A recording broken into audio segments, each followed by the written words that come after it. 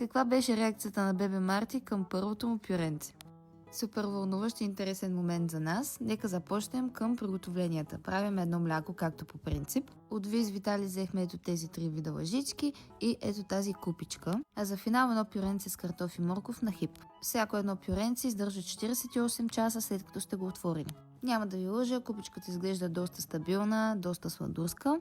Преди да продължим, искам да кажа, че това е моят начин, който ми е показан. Не е нужно да е вашият, естествено, но продължавам.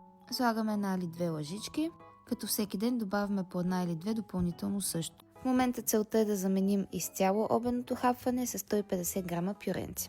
Слагаме едно лигавниче на бебчо и приготовленията все едно ще правим един уникално труден ритуал, но всички родители се вълнуват в началото. А сега е време да видим и реакцията на бебе Марти.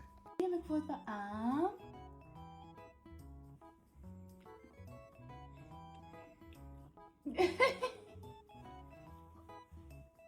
Честно да ви кажа, мисля, че не му хареса, но и аз го опитах, не от най-вкусните неща.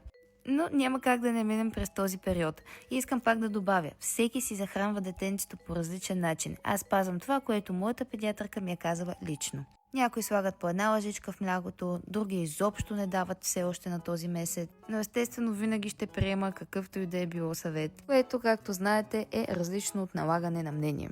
От 10 до 15 дни трябва да сме стигнали до 150 грама пюре, но не е задължително и не е нужно и да го насилвате.